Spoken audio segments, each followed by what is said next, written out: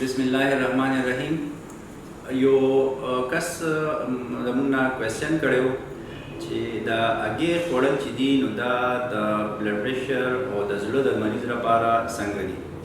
نو د دې جواب دی چې دا ښه دي د دې لپاره. پخواني چې کوم ریسرچ و نو هغه دا و چې په دې کې کولیسټرال د هګۍ کې خاص کر د دې په دې زیړو کې دا ډېر زیات دي او دا ښه نه دي. خو چې اوس کوم لیټسټ ریسرچ شوی دی نو وایي چې دا کولیسټرال ټیک ته زیات دي، خو دا کوم کولیسټرال چې دی دا د زړه او د بلډ پریشر لپاره داسې خطرناک نه دی. نو موږ اکثر کتلی دي که بعضې په کورونو کې داسې مشران نو هغوی اکثر خلک ای غواړي کله کله روشي کور کې ووایي چې یاره ماله یو هګۍ پخه کړې، نو هغوی ورته وایي نه نه یاره دا خو ستا بلډ پریشر دی او ستا د زړه مسله ده او ته هګۍ ښه نه ده.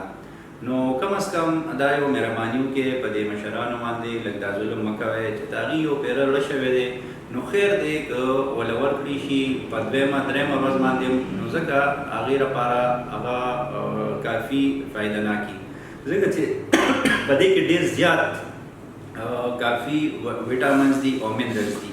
نو که تاسو هغه نه ورکوئ نو یو خو هغوی خفه شي او ډیپریس هم شي او هغې نه پس بیا چونکې هغه تاسو پرې دونه سخت ریسټرکشنز او دونه پرهیز لګوئ د هغې نه پس هغې کمزورتیا هم سیوا شي.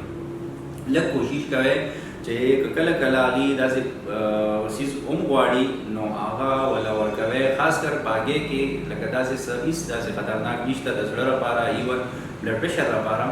نو دا نه چې لکه د ورځې 2 یا 3 خوري هغه بیا ډېر زیاتې دی. په دویمه درېیمه ورځ باندې که یو هګۍ خوري نو دا ولا خیر دی ښه ده. د هغې د ویټامنو او کوم د هغې د منرلز چې دي د هغې هغه ریکوایرمنټ به هم پوره کېږي او بل به هغې ته صحت ته به هم وله فایده ورکوي. د دې اکثر هغه ډرابیک دا چلو شي چې هغې ایون ډیپریس شي، هغې بیا نور هم خوراک ورسره پرېږدي چې کوم څیز تېړه کېږي بس هغه چې ورته نه میلاوېږي نو بیا نور هم خوراک نه کوي. نو دا یو کس تپوس کړی و چې آیا دا ښه ده او که نه، نو ما وی چې هګۍ هغې استعمالولی شي او خو داسې په روزانه ګني په دویمه درېیمه ورځ باندې که یو هګۍ استعمال کړي نو د دې فایده ډېره ده، نقصان یې هېڅ هم نشته. ډېره مهرباني.